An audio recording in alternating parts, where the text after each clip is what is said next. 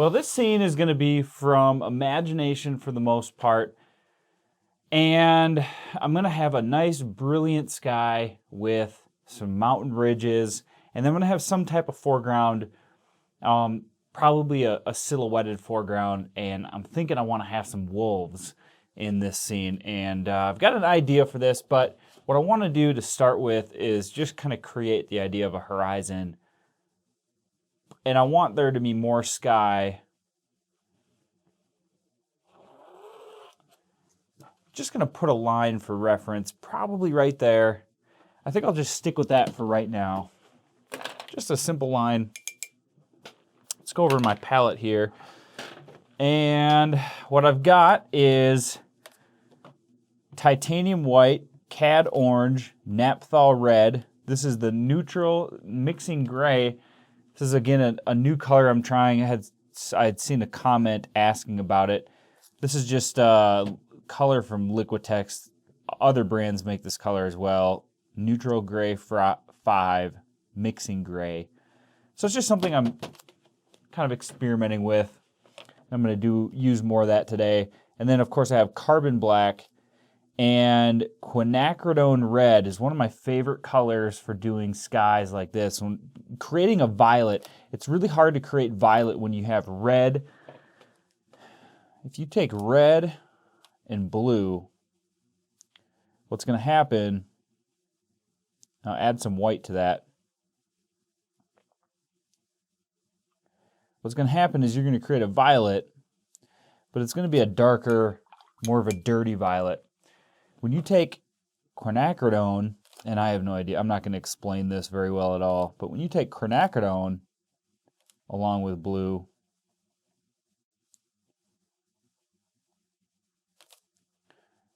then add white,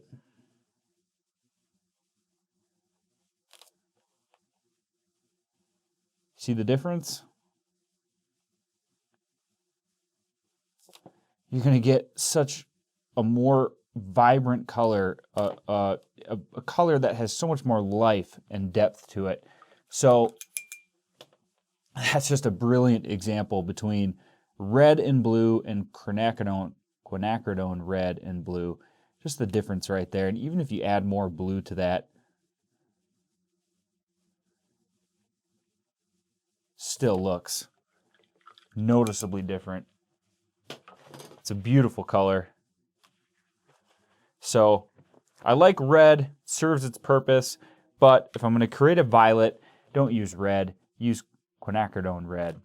And a lot of companies make this as well. And then, of course, I have cobalt blue. And again, I get asked about this. Why do I have gold and fluid acrylics, quinacridone, black, and red, and the rest are Liquitex soft bodies? White, for sure, I like having a base. Liquitex soft bodies, or any soft body paint, and Golden doesn't make a nice soft body yet. I wish they would, but Liquitex has this nice soft body that is more opaque. It covers better. I like having it for white because it just is a more of a solid base to work with, and using golden fluid for white, although it has its purpose, and I love fluid acrylics for certain purposes such as detail work or final work. This will just help you mix and cover the canvas, mix colors and cover the canvas in the beginning a lot easier. So I like using a thicker paint when it comes to more of my neutral colors like gray, and I know orange and blue, they're bright colors, but reds and blacks just really saturate your color so much more. When you add a little bit of red or a little bit of black, it makes such a huge difference. And so having fluid acrylics, it's just easier for me to colorize with just a dot of fluid. It doesn't have to change the composition of the paint so much. So just wanted to run over some of that in the beginning here. Hope that brought you some value about understanding my colors a little more. I get asked a lot, and I know some of you probably have heard me talk about this as well. So anyways, let's get on to the painting. I want to start with a flat brush. And I'm also going to be using, I'm not sure if I've got this mop. This is a Lunar Mop by Princeton. I'm not big into brands of brushes either, just types of brushes. And I might use one of my more favorite round blender brushes. I've got a couple here. It's probably what I'll start with for the sky. Now, the first thing that I want to do, we're going to have clouds in the sky, but I'm not so much worried about the clouds right now. I'm going to add those over the top. So what I'm going to start with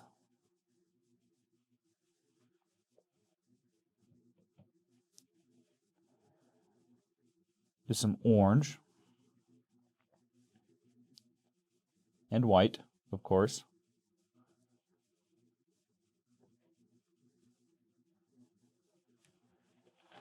Try this out. I might want to go with some more orange.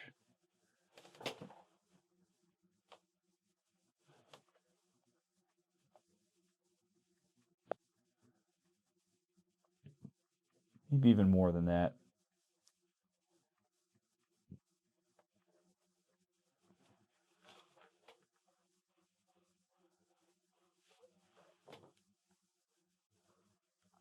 That might be close to what I'm looking at.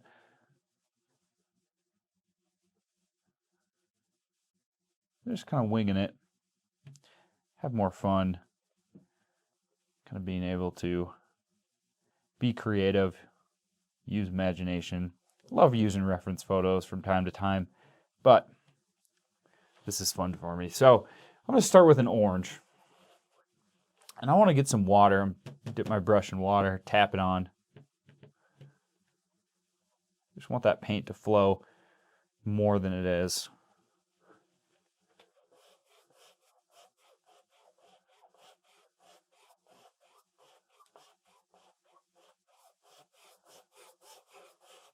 I'm going to start with a decent base of orange. This first layer of paint is going to go on fairly rough. Now I'm going to create a smooth blend in the sky. I'm going down below that line as well because that line is just merely a reference. It's not meant to be taken literal. I just know that my horizon is going to fall somewhere right in there. But back to the colors here. It's going to be a little rough to begin with.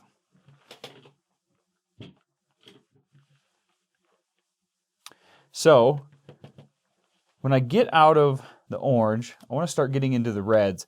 This is where I'm going to try my gray here.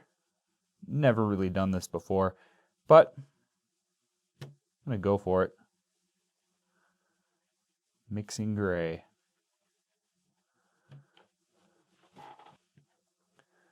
I think I want more color. Might be too much color.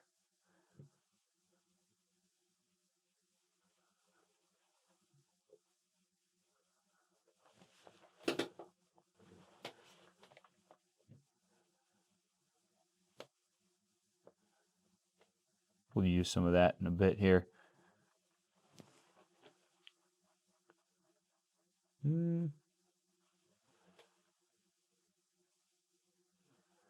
Okay, that might be close to what I'm after.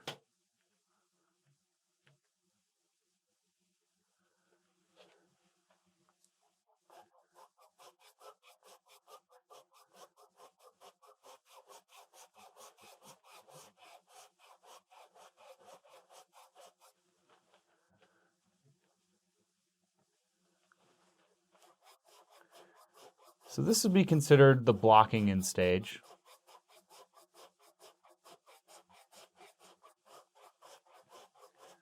And like I said, it goes on slightly rough.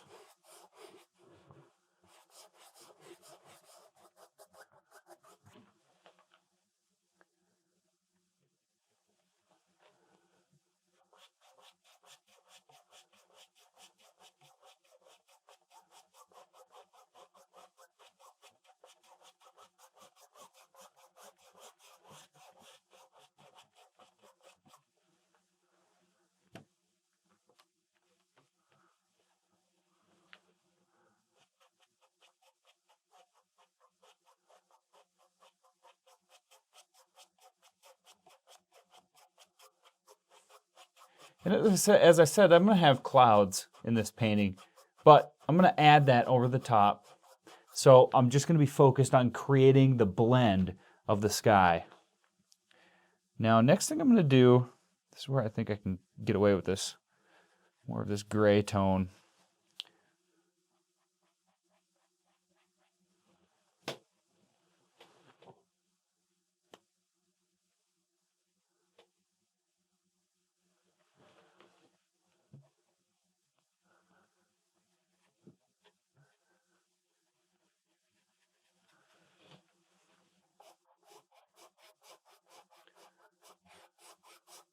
Slightly darker, I think it'll work. We have to remember, I had a question about this actually,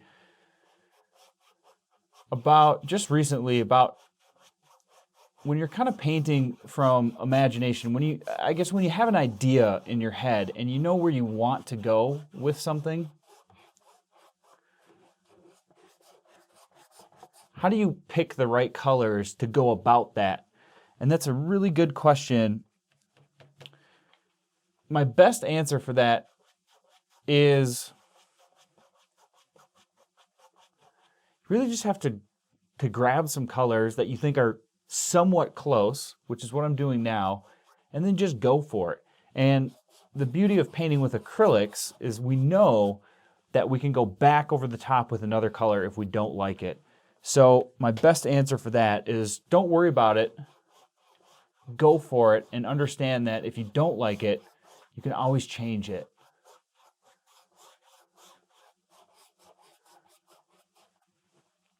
So again, this is just giving us a base of color to work with. This is like an underpainting. I'm gonna wash my brush here.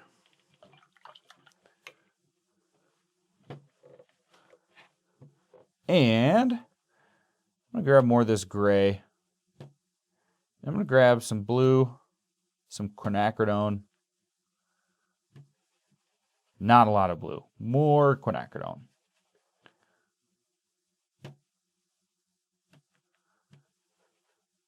More of that gray too.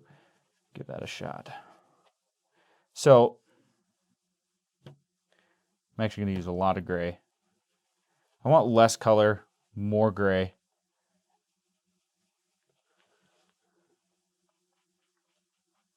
Just kind of testing it down here first.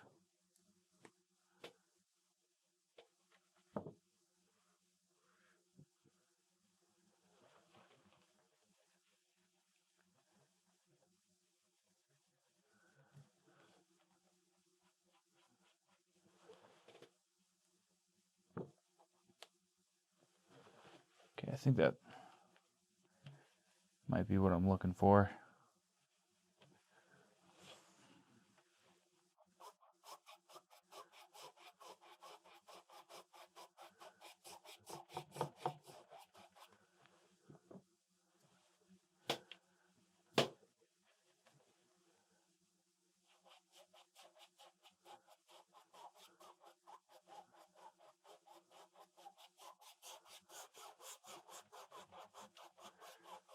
This is another good point.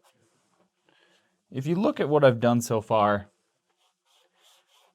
and I've kind of touched on this already, but I think a lot of people get frustrated at this point because look how rough our sky is looking right now. This is definitely does not blend together.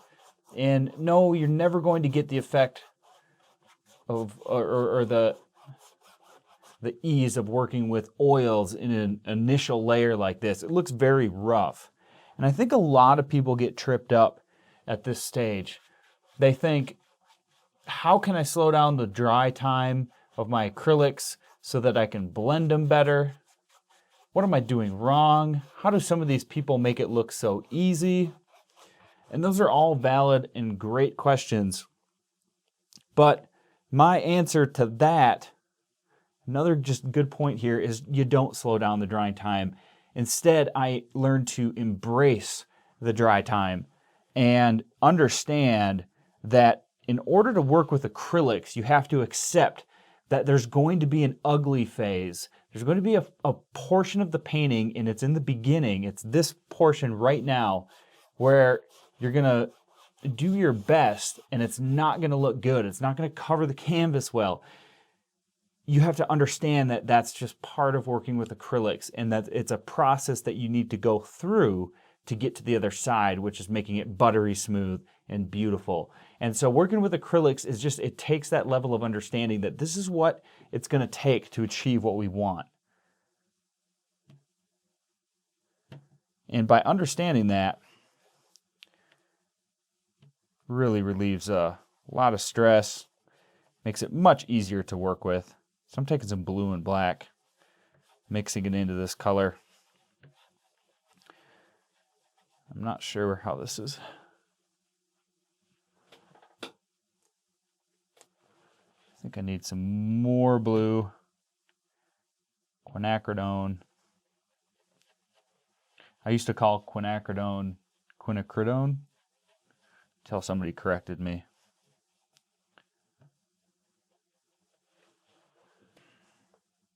Maybe some white.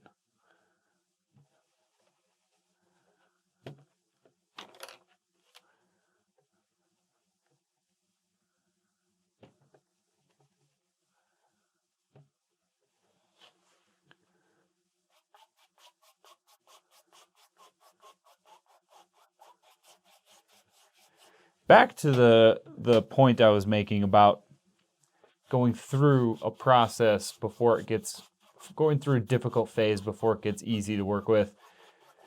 It's that first layer of paint. Sometimes it even takes 2 or 3 layers of paints, and I've touched on this before, but after that, there seems to be a kind of a magic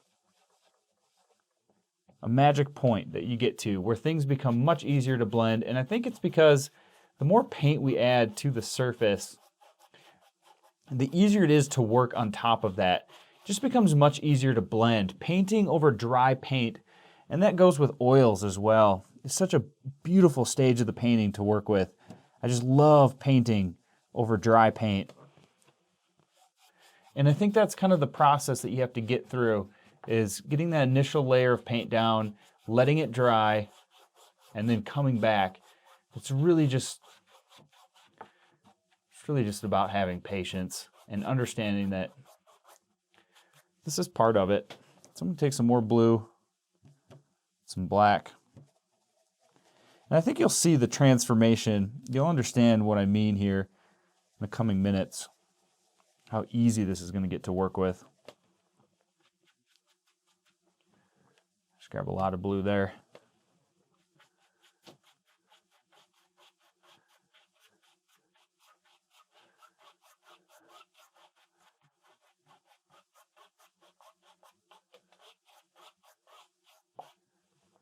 Okay, so I think what I want to do right now is let this dry, and then we'll come back and we'll work over the top of this.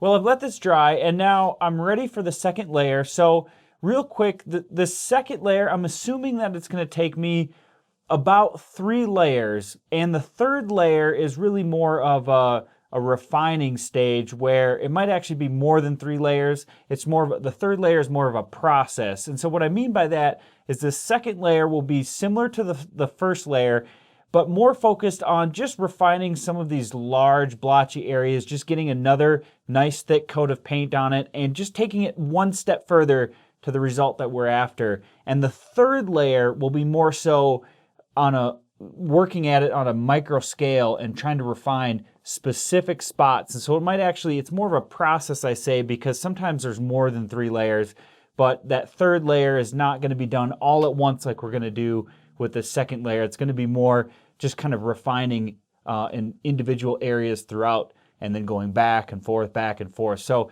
let's get on with the second layer. Now I've cleaned my palette off, had to do some painting in between this, so I got pretty messy here. So I've got a nice clean palette, and I think I've got all the colors that I was using. And for the second layer, I'm going to switch brushes. I'm not going to use that larger square brush. I've got some of these round blender brushes. I also have a lunar mop. Anything round, I have a double thick filbert here. I like something with more of a round edge, even just a regular filbert. Another one of these round blenders. So anything with more of a roundish edge is going to be better for this. So I'm just going to, I haven't used one of these lunar mops for a while. This is also from Princeton. Again, I have all kinds of brands of brushes. I just like individual brushes, not necessarily entire brands. So let's start with this. Now I'm going to start with a smaller brush, probably use a larger brush. But then what I also want to have handy is a rag. And obviously I've got a cup of water here. So what I'm going to do is I'm going to get some water and I'm going to use my smaller brush. And this brush is going to be more so just to mix the paint and apply it to the canvas. And then I'll use some of these other ones to blend. Now, before I get ready here to blend these, what I want to do is just dip my fingers in some water. And I want to wet these other brushes down. I like to have a little bit of moisture on the brushes I'm going to use to blend. So let's start with the color that we had sort of closest to the sun. That's going to be white, and I've got some water there. Mix it with the white and some orange, and I think I've got some red in there as well.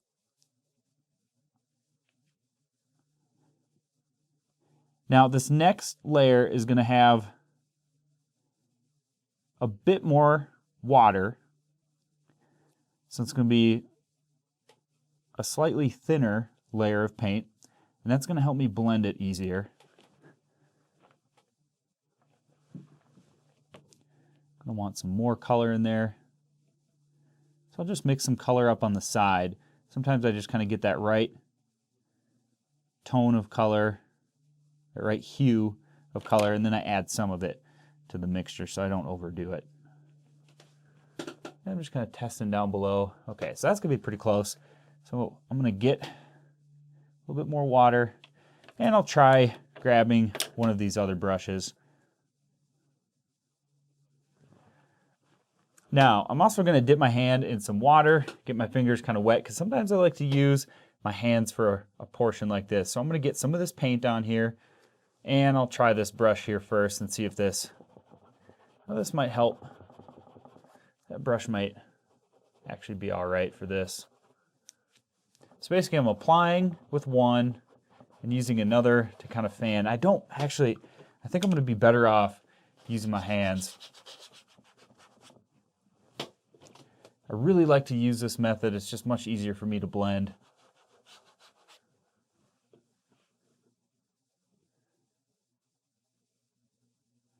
Some more red, some more orange.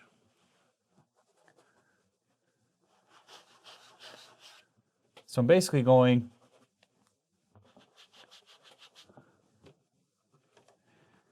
let me try this. Maybe this lunar mop brush might work better for me. I'm going to try something totally different here. Sometimes you just have to experiment with some different stuff just to kind of see what will work the fastest for you. And every painting can be different, even varies with the color you're using. I'm going to take some white, add it, white and orange. Get a little bit closer to the sun. Yeah, I actually like this brush. This is kind of the brush for me right now. I'm going to take some white and orange.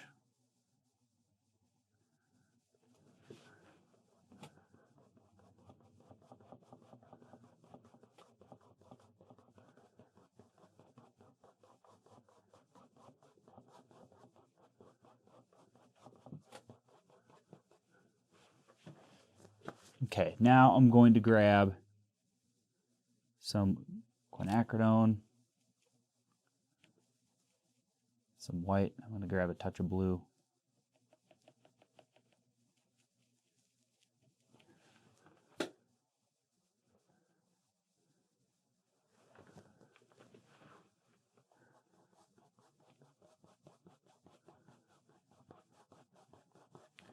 It's kind of a good transition. Yeah, this brush, I like this brush. This is one of these mop brushes.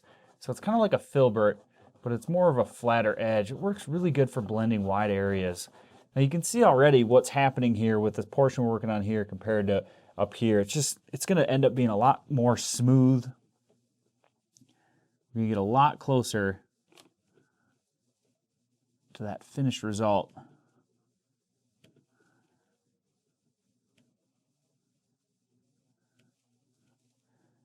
Red, orange, white. I know I'm going to use all this, so I just keep going with it. Trying to match that color right there.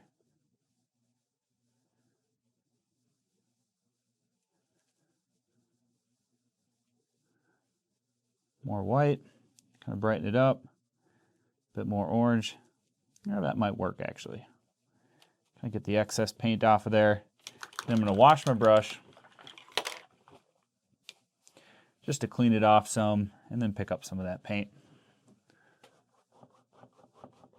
So I just don't want too much paint on the brush. I have a bad habit for mixing with the brush that I'm going to use.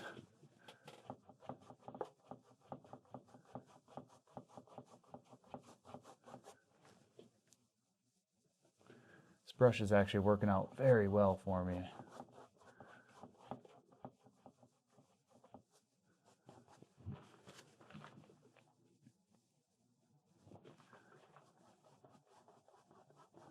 So I'm just kind of going back and forth, kind of making X motions this way, then switch it up, kind of go more up and down, back and forth, back and forth.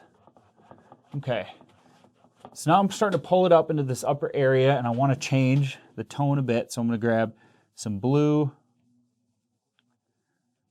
some quinacridone, even some black.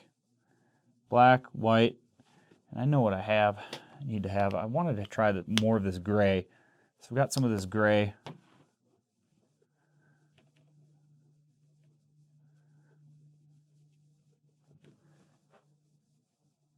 Test it out here quick.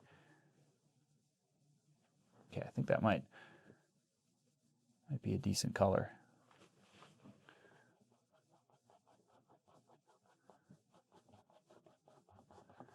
Okay, now it's not going to blend into my layer of red here perfectly, but that's all right, because I know I kind of want this layer of color somewhere in here, so I'm just going to go with it for right now. Might actually add some more red and orange to that.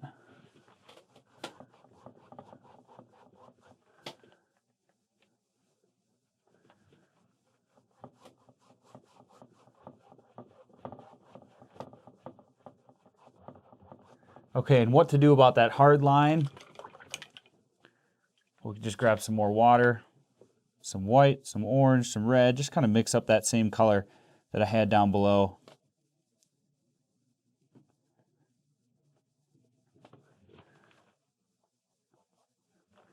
A little more red with that.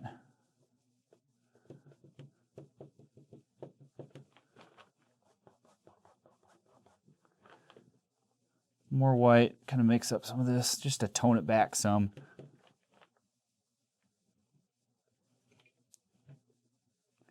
Just dip my finger in water, add some water to that.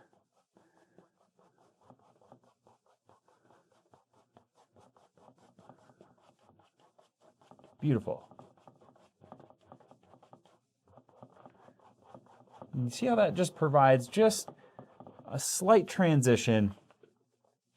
It's just good to start that transition between those two colors. It doesn't have to be perfect the first go around. That's why I'm going to end up doing a third layer. And I'm also going to have clouds in this sky. So there's no reason to have everything be perfect, because the clouds are going to cover up some of that. It's just could end up turning into be a waste of time by trying to make every part perfect, because we may want to cover some of it with clouds. But now you can see this transition is looking a lot better than what it looked like before I started the second layer. So as long as we're getting one step closer, then we're doing a good job. Okay, so next layer of paint, next color, grab some gray, quinacridone. I'm actually going to use a different brush here. It's an old brush here. Some white, some black, some blue.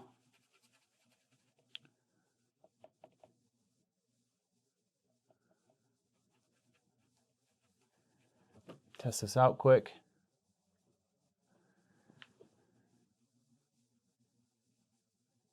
Just more blue, quinacridone, and white.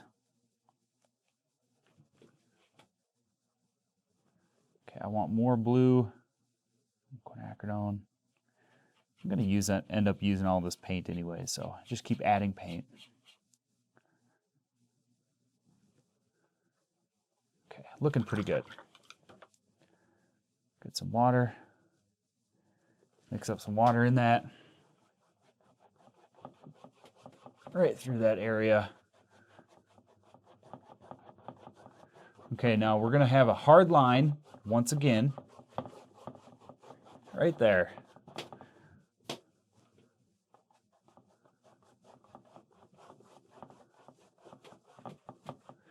Before we get to that hard line, I'm just going to grab some black, some blue,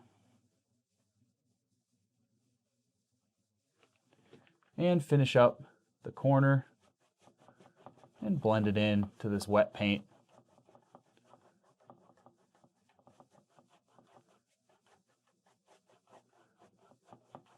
Pretty good. Okay, wash my brush. Go back to my old mixing brush here. I'm going to add some white, some gray, some quinacridone. Try to get that color. Got it. Add some water. Pick it up with the brush.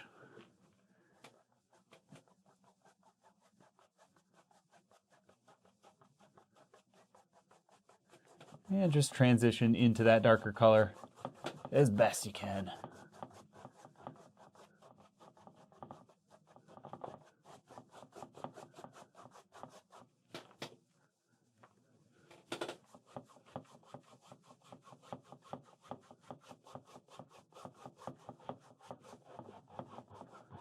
Not bad. Now see how much better this looks with this layer of paint. And it's pretty easy to do to get to this point.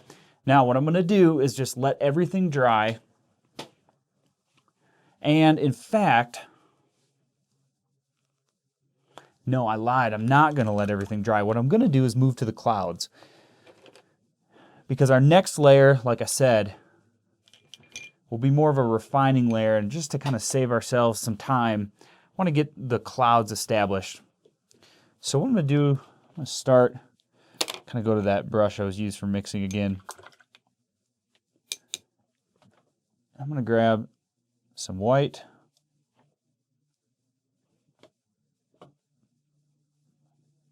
Some orange.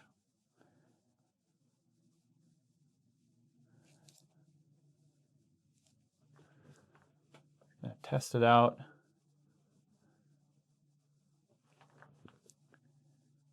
Okay, just add some more orange to that. Test it out again. Okay, I think that might work. So, like that color. I'm going to take this round blender brush or scrumbler. Just kind of load that up with paint. Pretty thick, not a ton of water. And I'm going to start thinking about some clouds. Very loosely, I'm just going to add the idea of some clouds floating about. Can really be positioned however you'd like.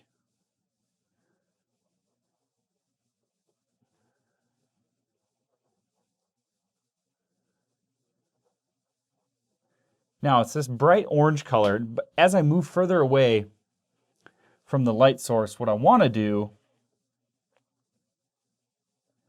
is start to transition into more of like a red tone rather than this orange. So I'm going to start with this orange, and then actually as I get really close, probably be even brighter, so just even a brighter orange.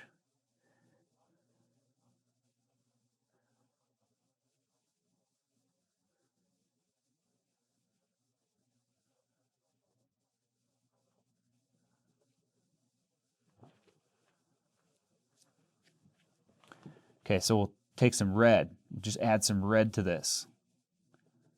That easy.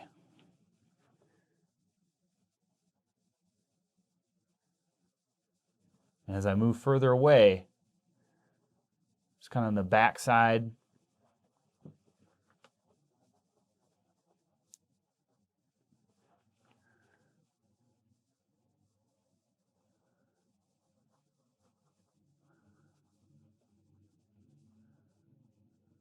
love painting clouds because they can really be however you'd like them to be. There's no wrong way to do it. So you just keep going, keep moving, and they'll be as perfect as they could. All right. Add some more up here.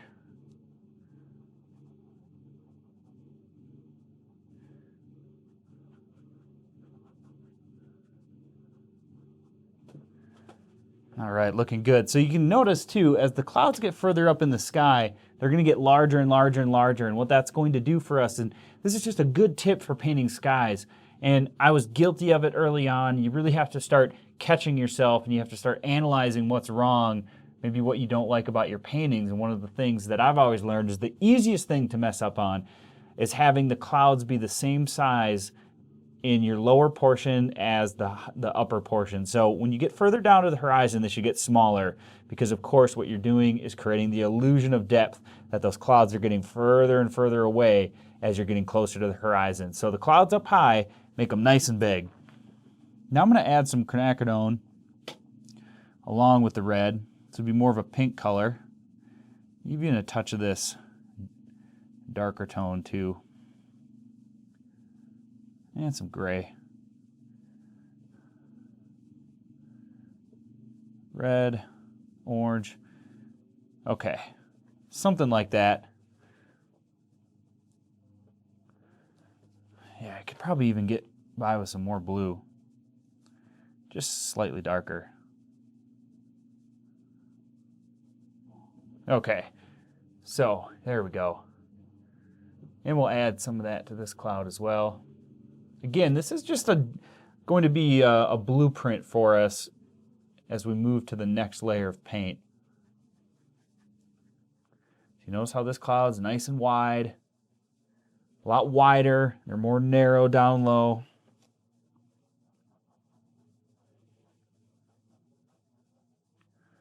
Some shadow on that one.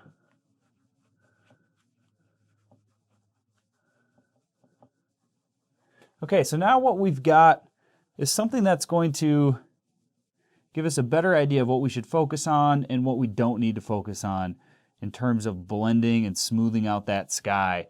So now we know that we only have to paint in between these clouds, really focus on that part. Everything else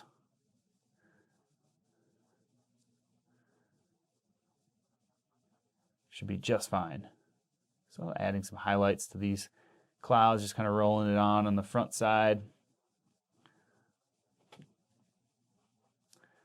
Nice orange, red tone, good transition color. Have some more white,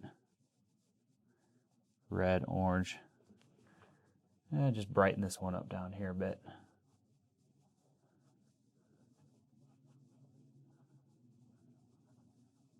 Okay, let's just let everything dry. Yeah, I might want to add, I'm getting close, I get indecisive about, and I can change the clouds as I keep moving forward, but I get indecisive about the position of the clouds, how big they are, how round they look. That's just totally up to you.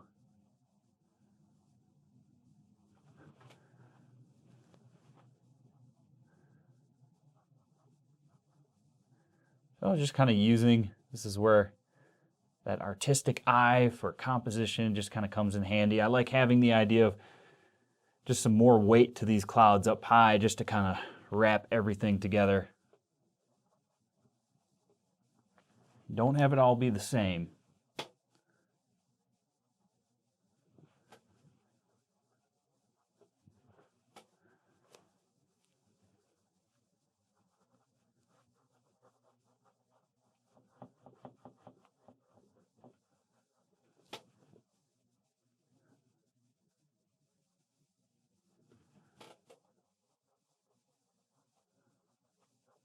Okay, I think I'm just about there.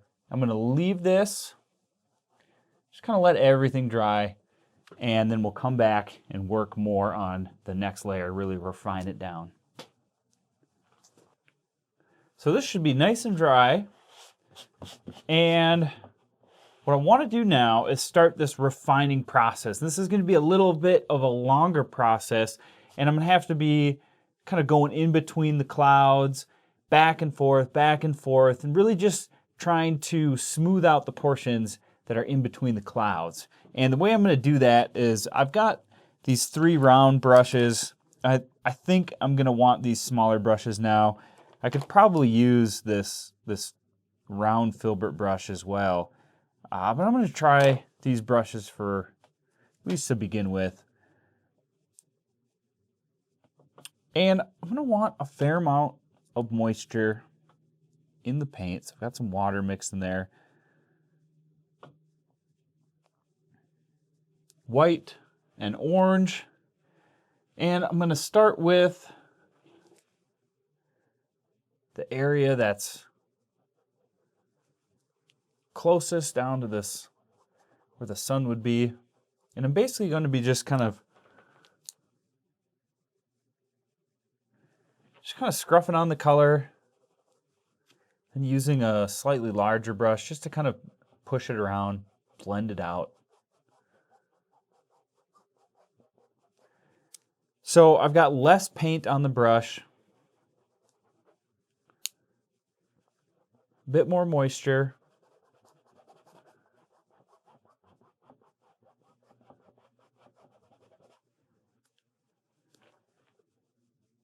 Even take some more white, add some white further down here. Use that larger brush, kind of fan it out.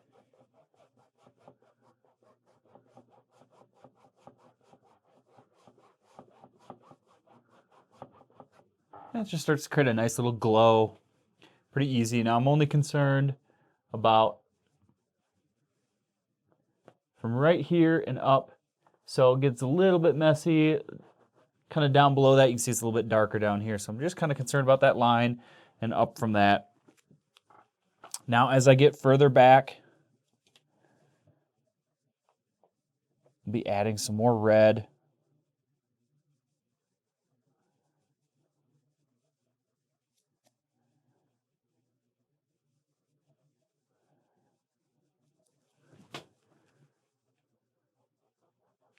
Just kind of blending that color in and using the larger brush. Larger brush has got a little more push behind it. So it allows me to kind of blend that around and push it a bit better than this smaller brush. Now, every once in a while, I want to wash that larger brush. And by washing it, it not only cleans it, but allows me to add some more moisture to it. I don't want to dip my finger in water, tap it on, just get some more moisture in the paint itself. But I want to keep that larger brush somewhat moist and clean as I do this. That's just going to allow me to make a better blend. It's going to push the paint around easier, keeps it open for a bit longer. That's a little bit light right there, but if we push it around, it doesn't matter too much.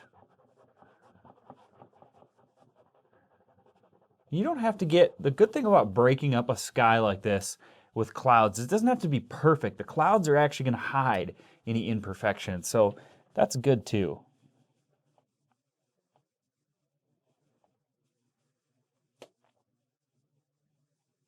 A little more red and orange with this one. I get that saturation.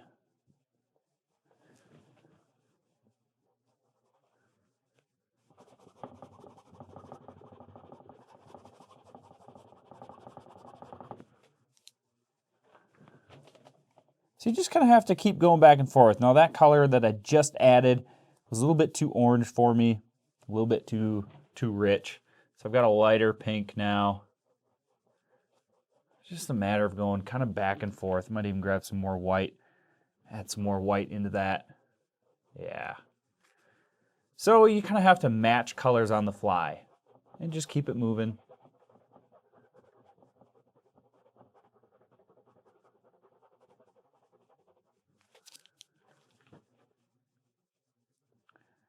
Have some lighter orange.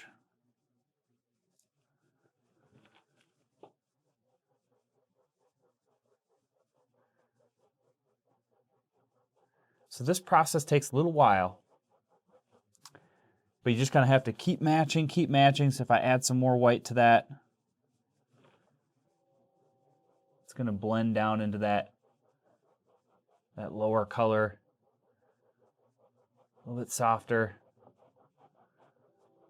Perfect. I'm going to wash both the brushes. They're getting kind of sticky. Starts to tack up a bit. So you wash the brushes. Makes it a little easier to keep blending. I'm just going to keep doing this process. Now that's not perfect quite yet. I could keep working at it.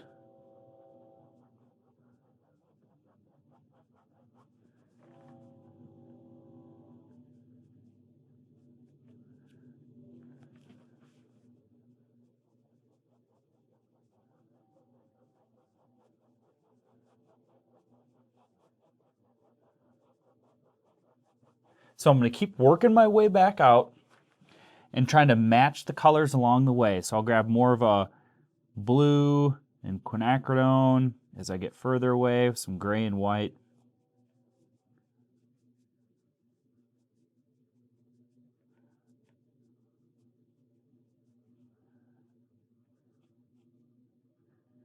A violet color.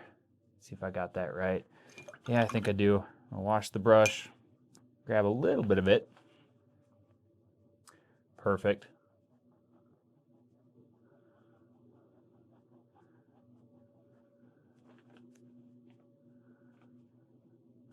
Maybe my larger brush might be a little better for this.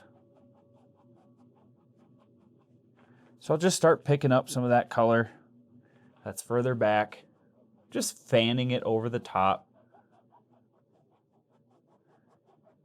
I'm just going to keep working it just like this. And it's going to be a bit longer. So I'm going to speed it up. If you have questions, be sure to ask. And then we'll slow it down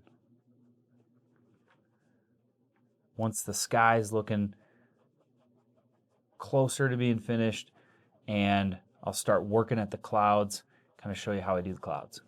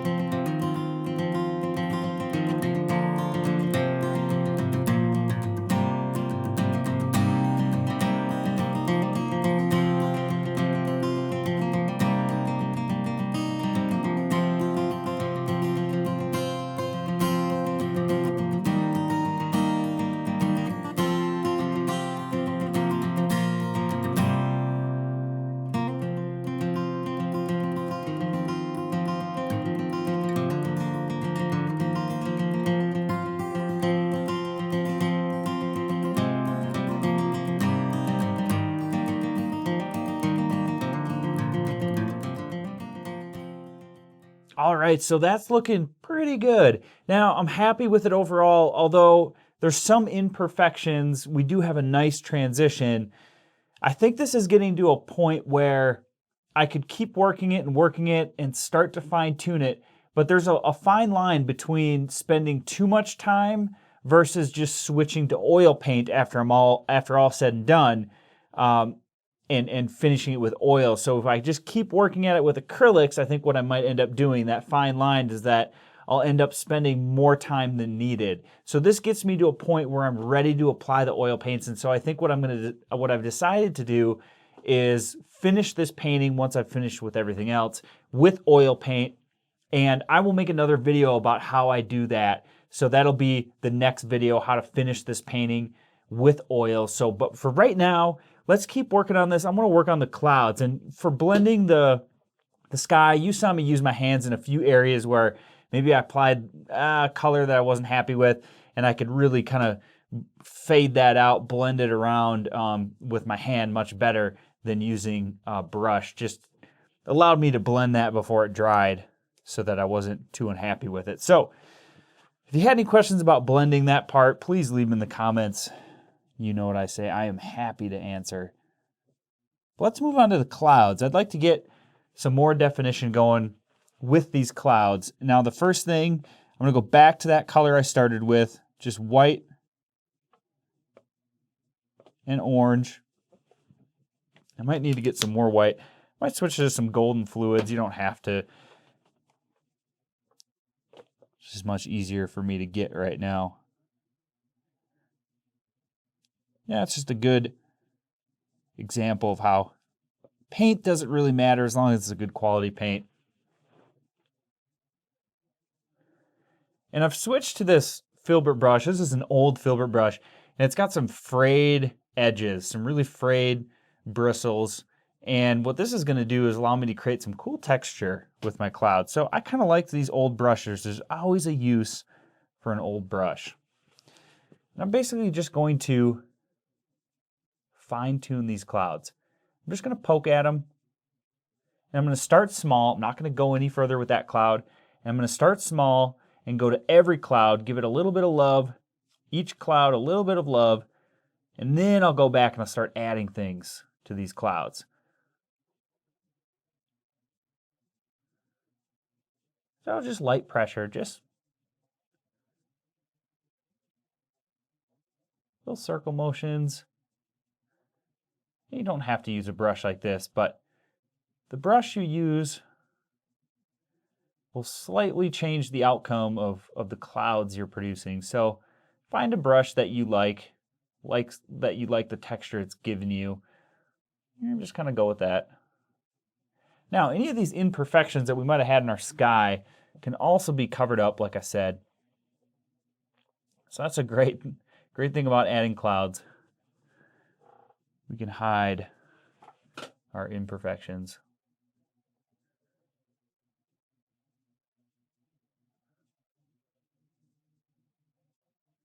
It's like makeup for sky. You just get rid of it. Hide it away.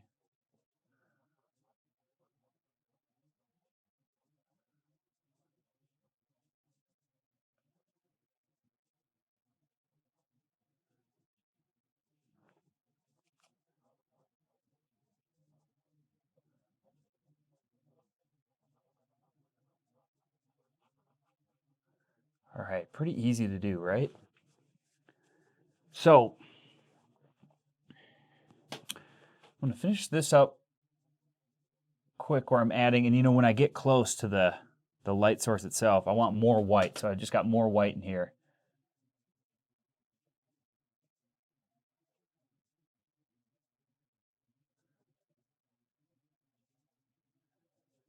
And I'm going to add some more randomness, small randomness to the sky way down here. Get that illusion of depth, like I said. I'm adding some more white to some of these clouds that are lower and closer.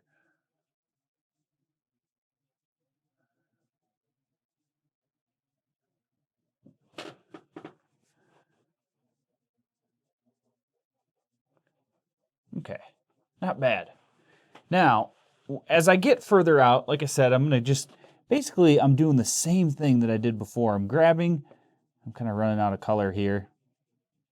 I'm grabbing some more reddish tones.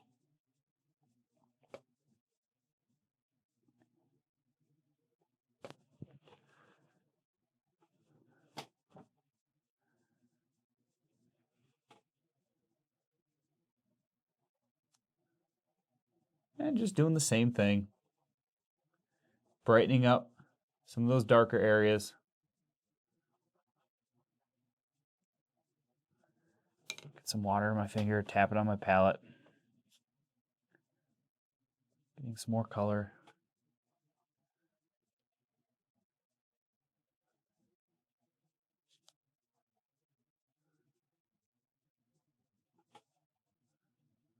Just cloud to cloud, back and forth. And of course, as I get further up, I'm going to add more violets. Just going to be keep continuing to do the same thing. I ran out of quinacridone.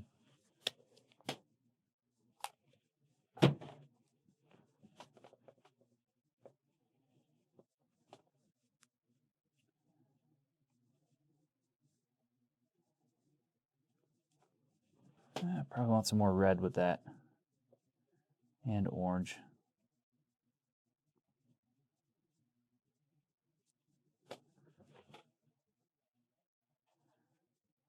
Just adding texture to some of these clouds way back here.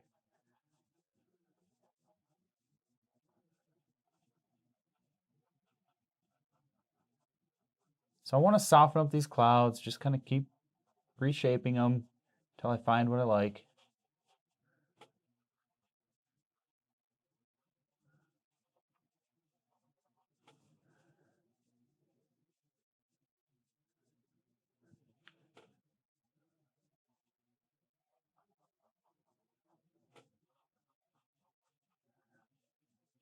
And once I'm finished with the clouds, we'll move on to the foreground and we'll begin to wrap up this painting.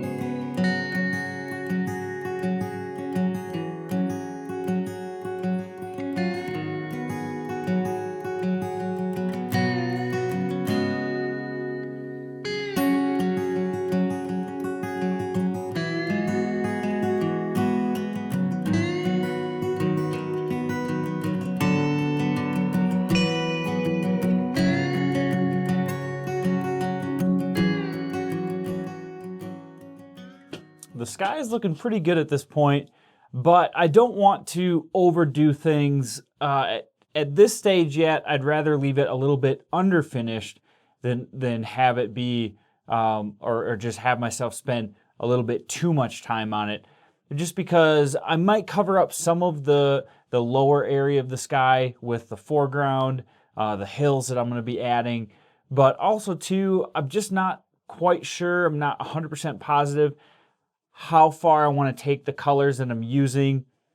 When I get the foreground, when I get the hills laid in, sometimes I can look at things a little bit differently. And so I know that generally I'm going to have the sky fairly close to what it is now. But before I keep going with that, I'd like to get the rest of the painting in place. And also another thing to add is I have decided I'm going to be doing oils, like I said, and there's just no need to overdo or work harder than you need to when you're using the acrylics if you know you're going to be using oils later. So I'm going to leave it as is right now. I think we've got a beautiful looking sky started. But let's focus on the lower area. Now, I think what I'll do, I've got an old, probably go with, I have my flat brush around here somewhere. It's right here. So I'm going to take this brush here. Now I've left out the reds and the oranges, and I'm going to switch to a quinacridone.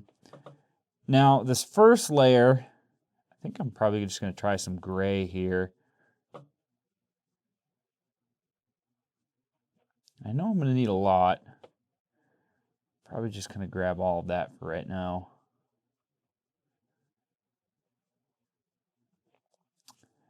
So we're going to create some distant mountain ridges, some hillsides. Might actually need some more gray. So I'm going to take some white and black. Okay. So we've got a hint of quinacridone. Nice warm gray. Let's see how that looks.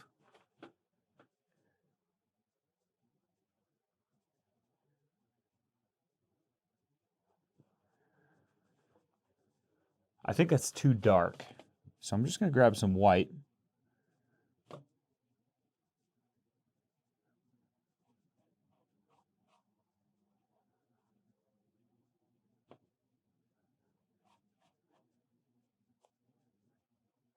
See what this is like.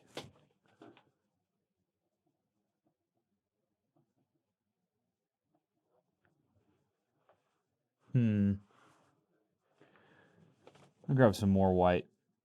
I think that'll probably be it.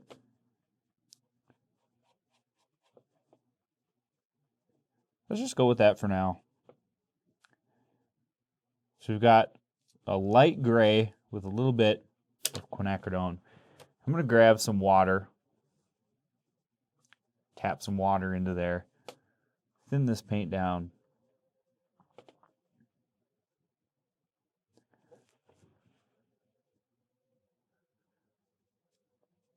Okay.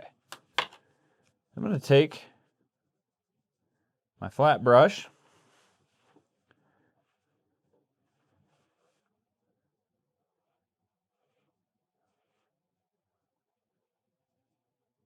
and I'm just focused on the top.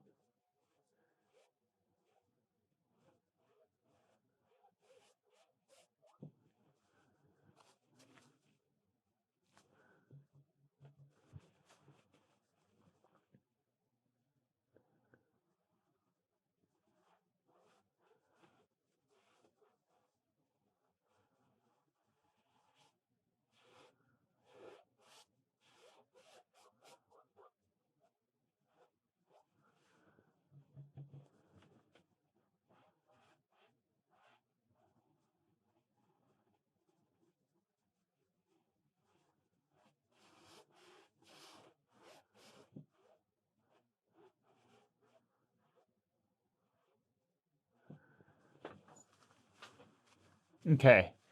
Now, as I look at this, I like the contrast we have here, but as we get further to the left, the hillside is lighter than the sky, and that's not a good thing. I'm gonna grab some more quinacridone and some black, just to darken this down. I might have actually had the color I wanted before I added the white.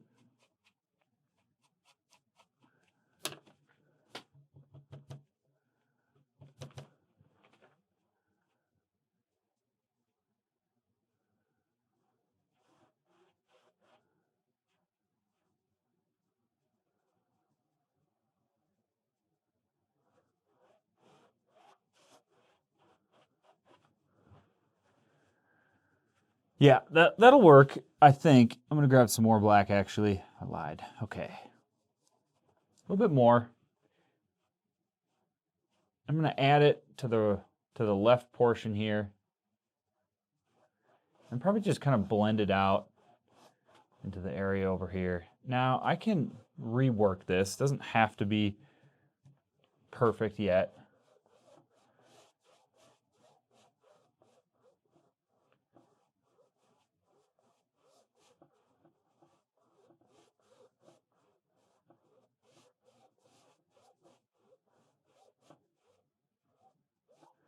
But I'm going to try to get it as best I can for right now. And just kind of pull that color down.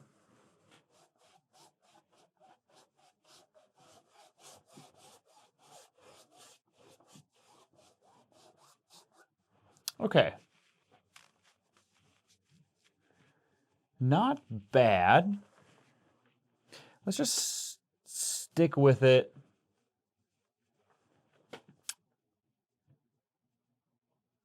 Add a little more quinacridone and black.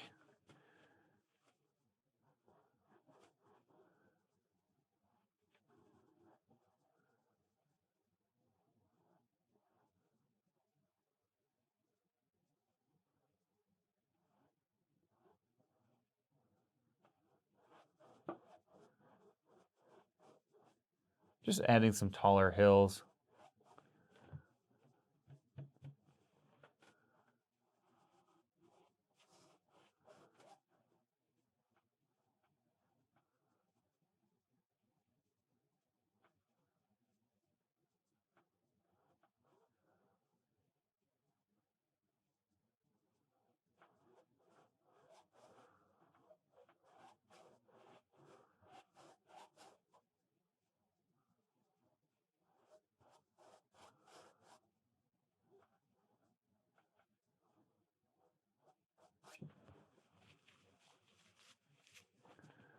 Okay, let's just stick with that for now.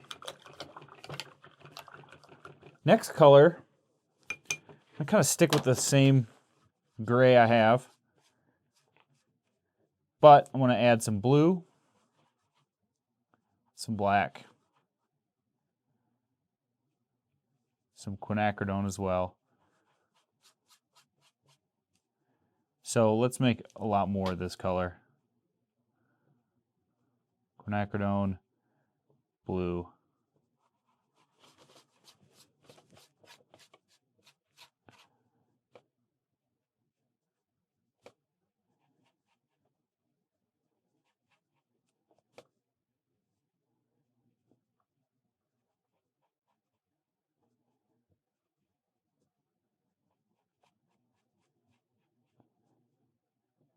Okay, see what I got here.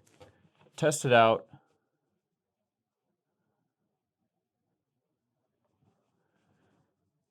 I think that's going to be just right. So it's a little bit darker than that distant ridge.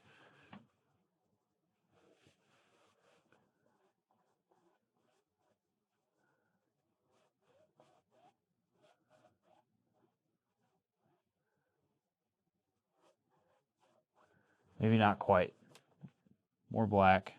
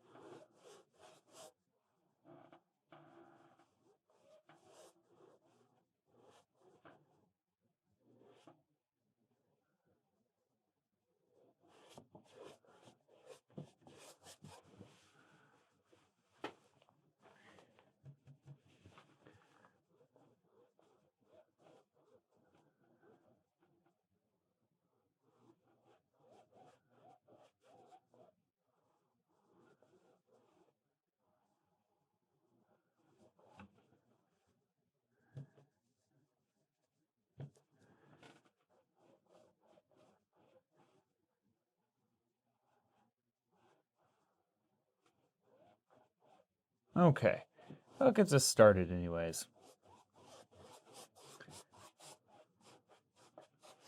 Next color, probably just stick with my larger brush here. I'm just going to keep adding more blue and black as I get further down.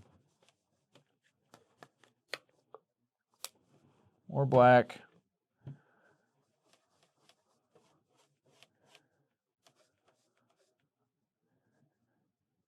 More blue.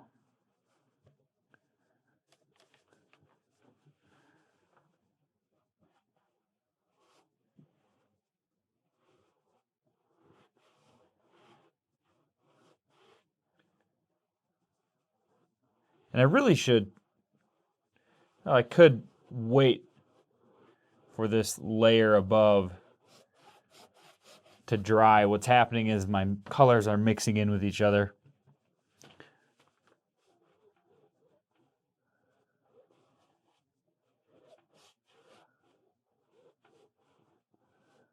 But we're just gonna see how this goes. Might create an interesting effect.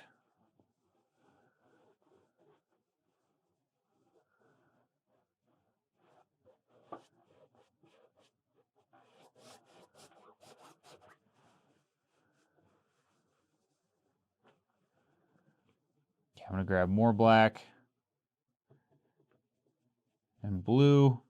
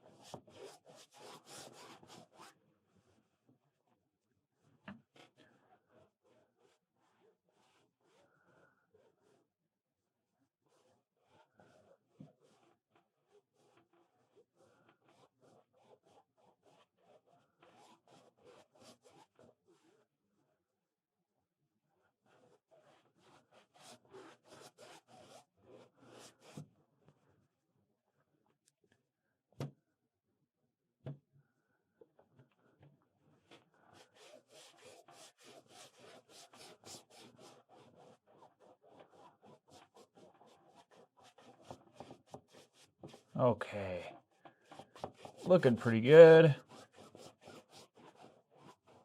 Last thing is I want to just finish up. Now this is just a rough finish, just to get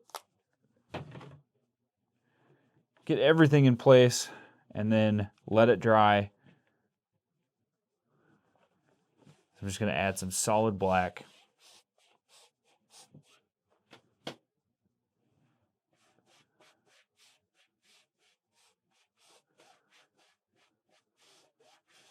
It's not covering as well as I wanted to everything. So we're going to call this an underpainting of the foreground. Okay, and I'm just going to fill in a solid black layer down low here. This is going to be some foliage. There's going to be some other stuff going on.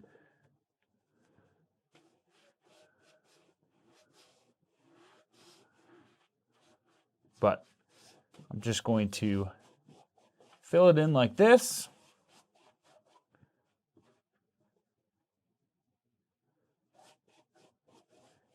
I'm going to let everything dry, and then we'll come back and we'll kind of refine this and fine tune it.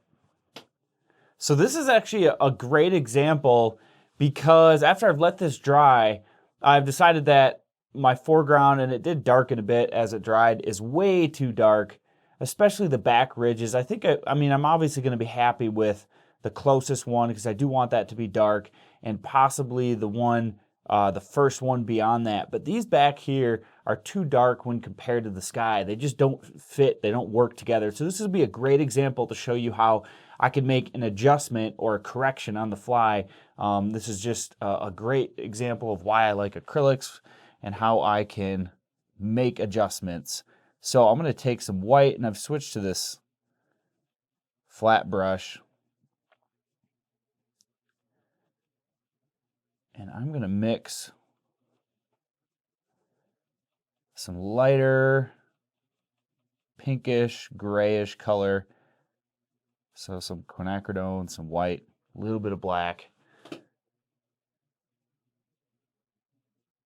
Now I'm not sure if I want some orange in this or not, because what I want to do is basically start to match the color of these ridges with a color similar to the sky. So we're going to create like the haze of these ridges going backwards. So I'm going to start with this color. It doesn't have to be right the first time.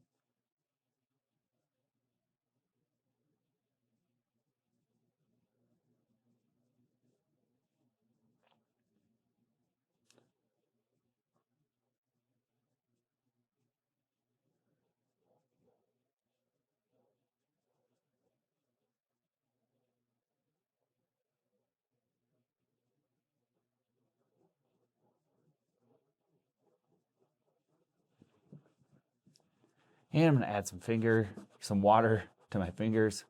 Just kind of blend that out. Not sure how far back this direction I want to take that color. Now that's all right. I think I could go even lighter, and I could probably get away with some orange.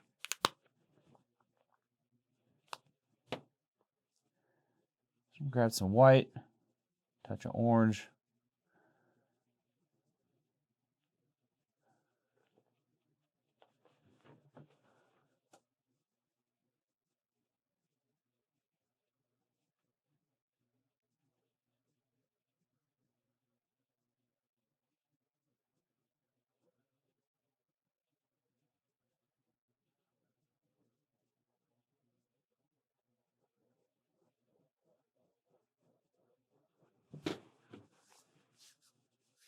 Okay, so that might be closer to what I want. And I actually don't like this brush anymore. I think I used it a time before. It's just not stiff enough.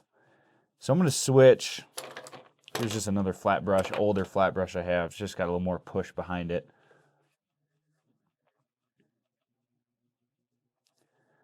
Add a little more black to that. Not quite that much.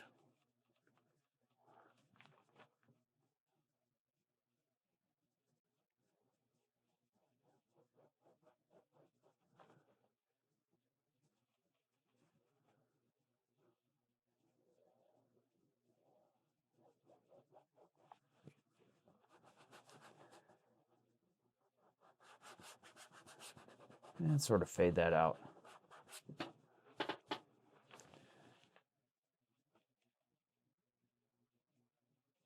Okay, now moving further down, I have a little more of a violet color. So adding some blue.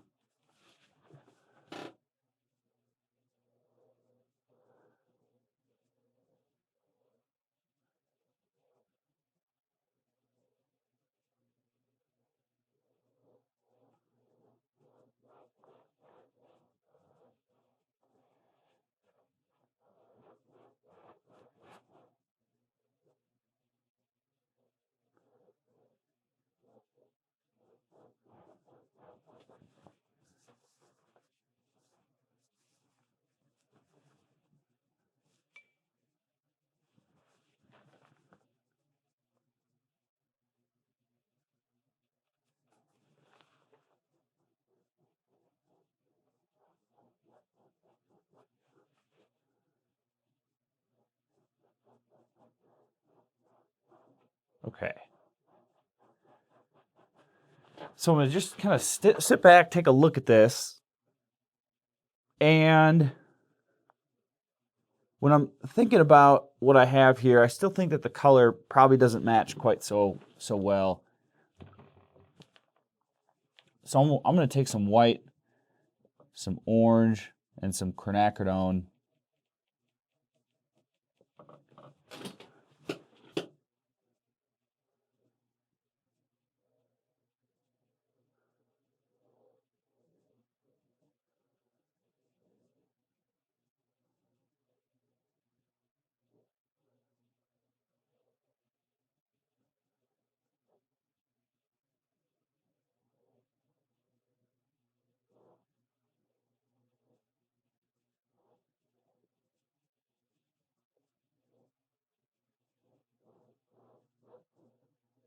And this is the same process that I go through in my larger paintings. And a lot of you have asked why I don't share,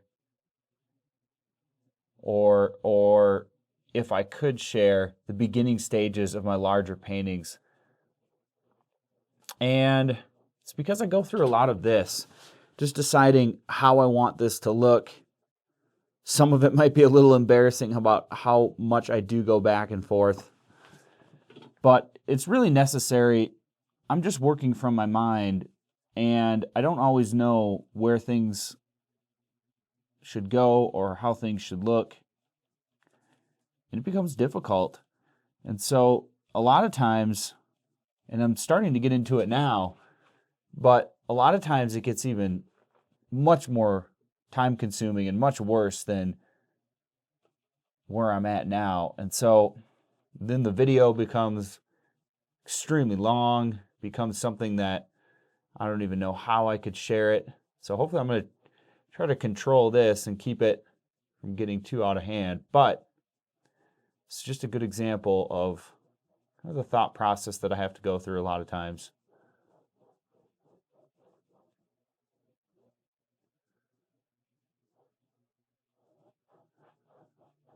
Okay, so we've changed the color of this back ridge.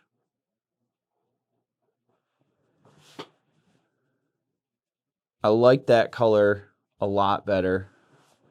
I'm going to move further down, add some more black. And quinacridone.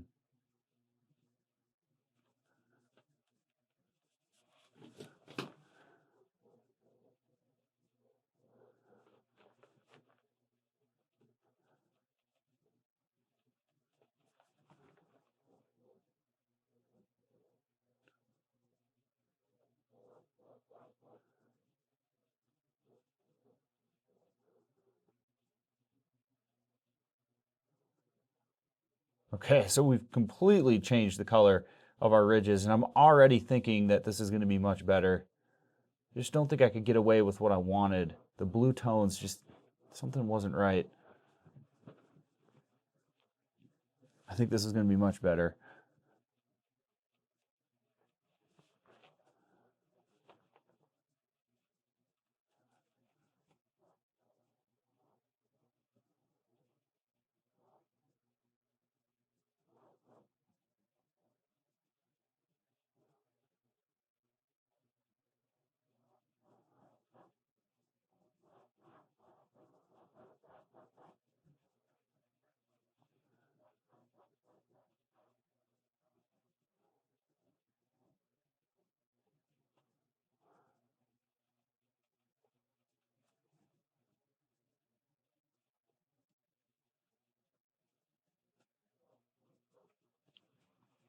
And as I get further down, I might be able to add some blue, get away with some violet.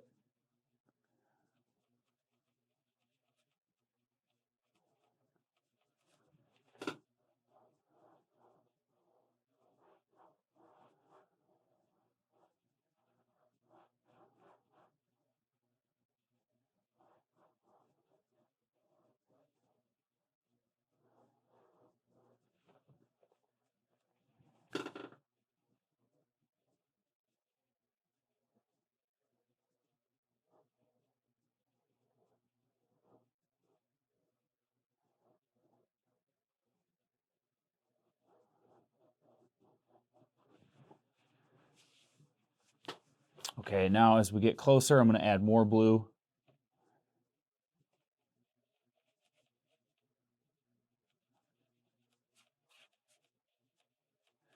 See if we can't transition that. Yep. Yep, gonna work. This is gonna work.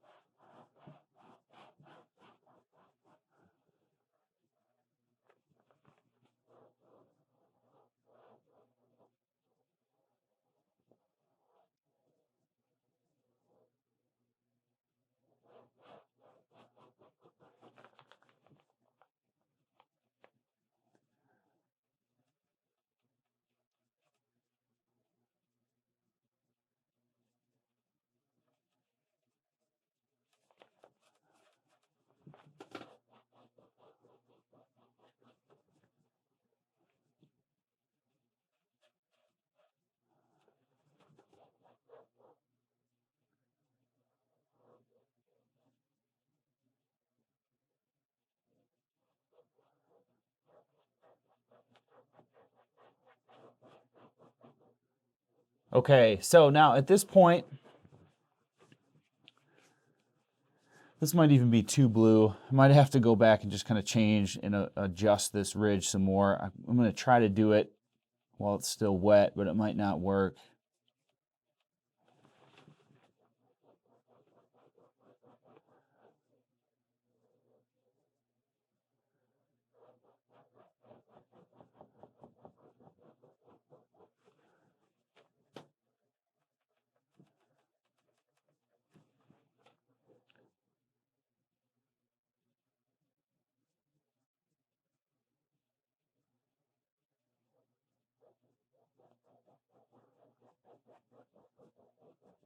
So that ridge, this ridge up front here is going to need some more attention here.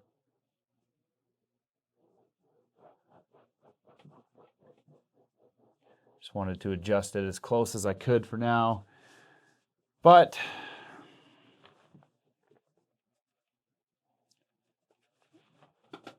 it's just going to need to be darker. So what I'm going to do at this point is I'm going to continue with the bottom area, and what I'm going to do is just have a silhouette. It's going to be a silhouette of some pine trees, and I've done this in previous videos. Any video you've seen where I've had some silhouette in the foreground, it's going to be the same process. So I'm just taking black and I'm adding black over the top, making a silhouette. I'm going to adjust this ridge here, make it more like this color. This is obviously a mess right now. It needs to dry. Then I can just change it to this. But I think everything is getting pretty close, so I'm going to speed up this part. You're going to see me add this foreground, fairly simple. And like I said, I've covered it in a past video. And then once that's finished, we'll come back to this painting with some oils in the next video.